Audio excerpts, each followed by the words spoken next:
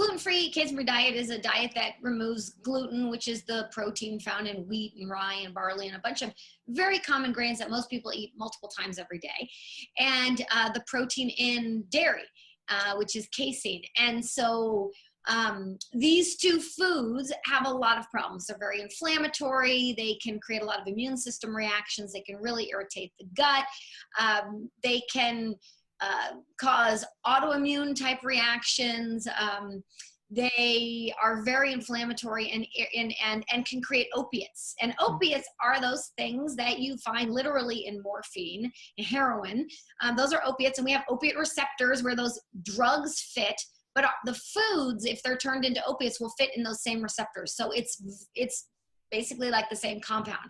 So if your child's eating these foods and they're not able to break them down properly, their digestion isn't working, their enzymes aren't sufficient, and their gut is inflamed and allowing proteins through that they shouldn't get through, you have a lot of inflammation, a lot of systemic problems, including the potential of creating these opioid compounds, which can make people feel spacey and irritable and all sorts of things. So I think, you know, one of the reasons that a lot of people start there is that so many people have a problem with these foods, and it's a fairly simple, straightforward diet to do, and it provides so much help for people that it's often a really good place that people often start when they're looking at various special diets.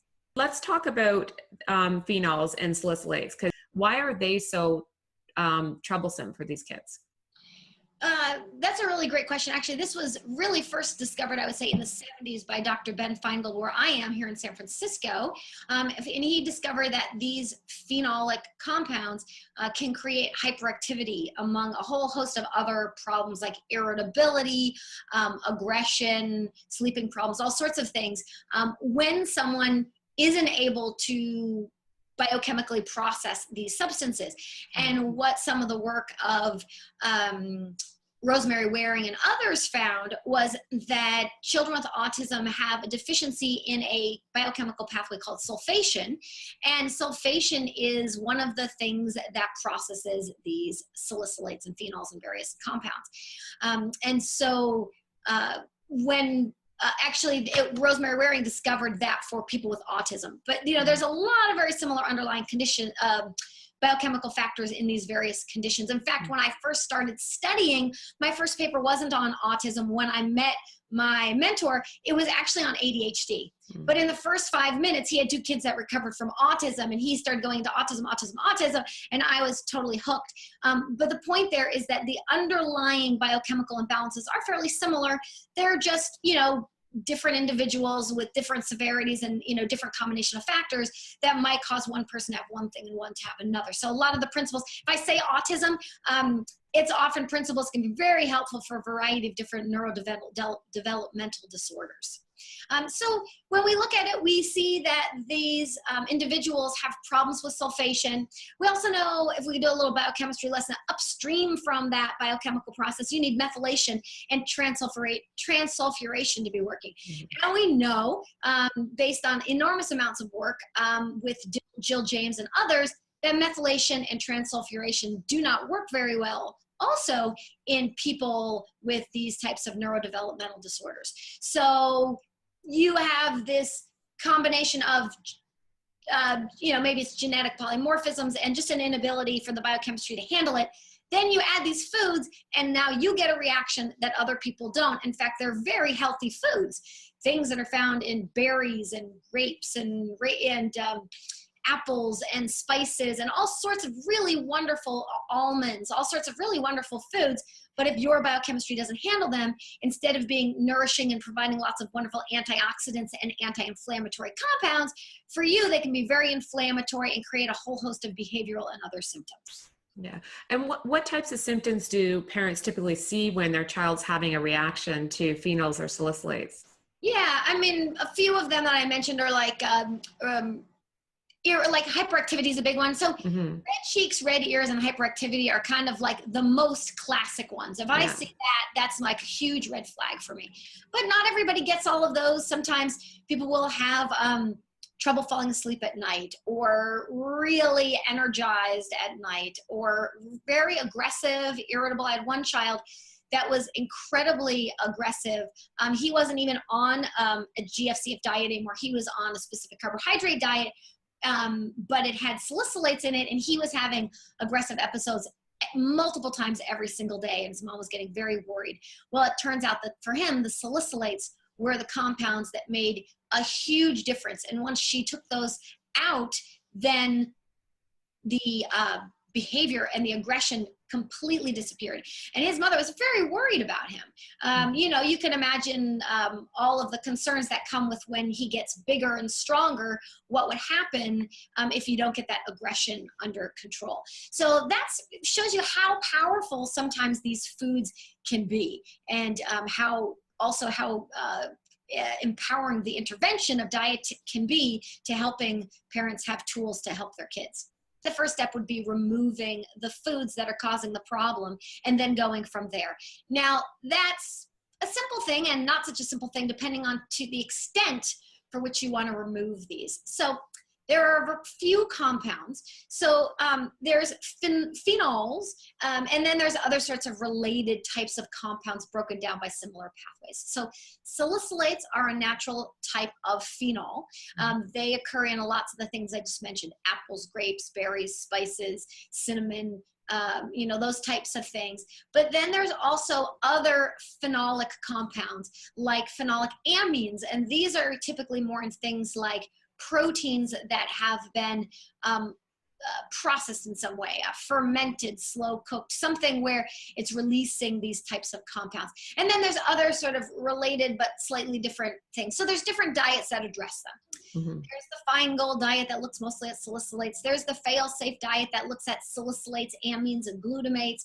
And then there's what I do, which is a combination of all of those different types of things, depending on what the person needs. So I might have 7 different strategies for how I want to remove them and how I want to test them back based on the individual person. But the child is super picky eater, and these are some of their favorite foods. I might just remove a few of those foods and pick the shorter list first, and then proceed from there and see if I need to make it more restrictive or something else later.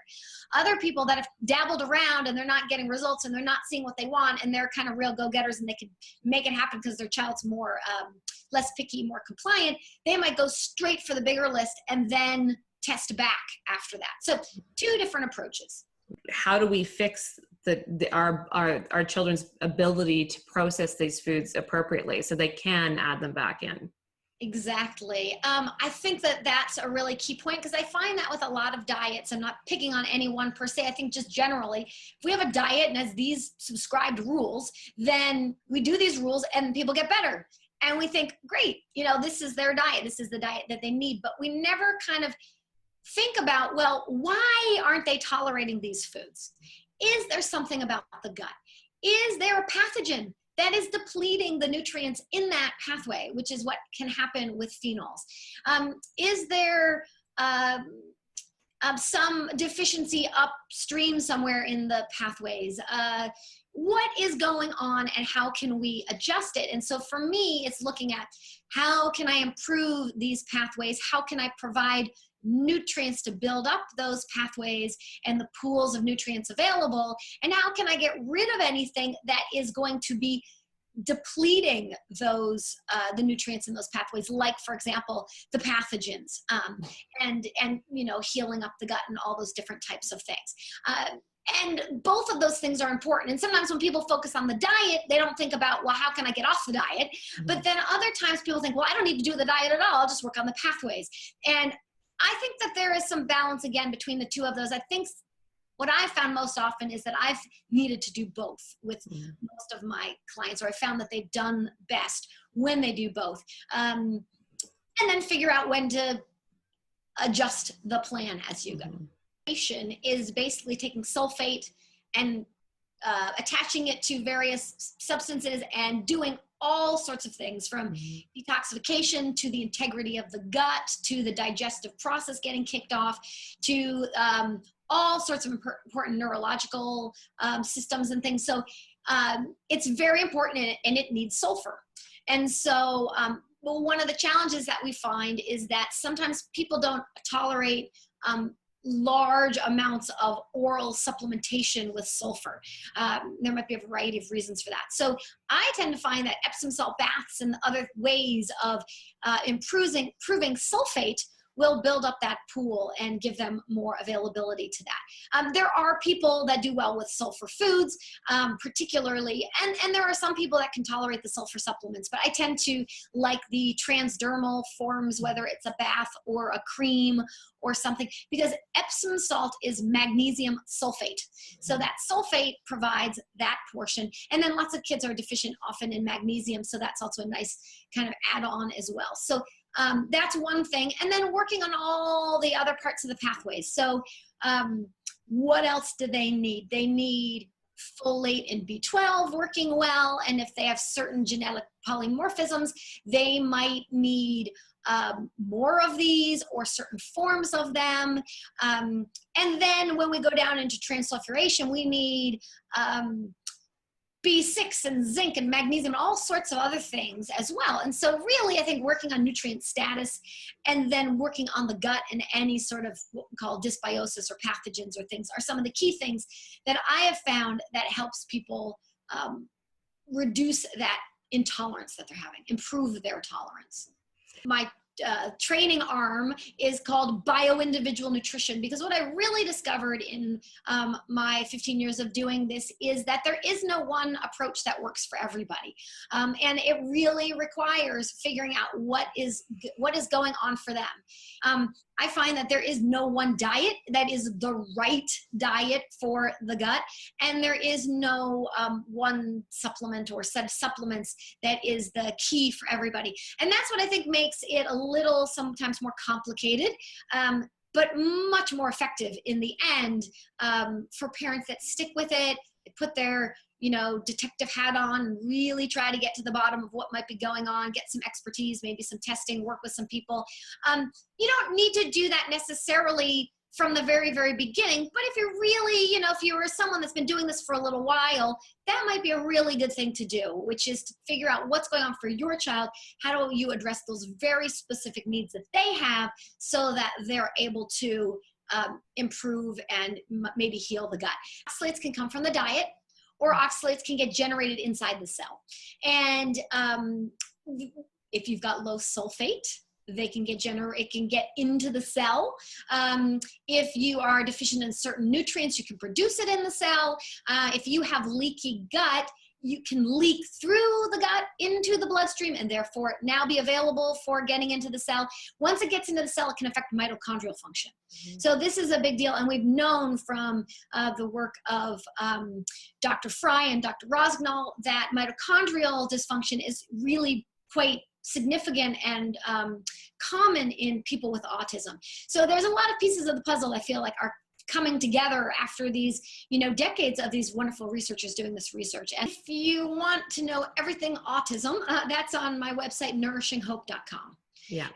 And I think that, just this might be a good time to just say one of the reasons I named it Nourishing Hope is, I want to impart the message on to parents that are listening that there is always hope, and that nourishing your child is going to help you continue to have more hope, right? You have to start with some hope to believe you can change. You start to make some changes, you see some results, you get more hope, you take more action. And all of those things I think are really valuable. And so people can find like all of the writing that I do and all of my parent learning and educational tools and things like that on nourishinghope.com. And then for practitioners, I teach a special practitioner training for professionals, and that is at bioindividualnutrition.com.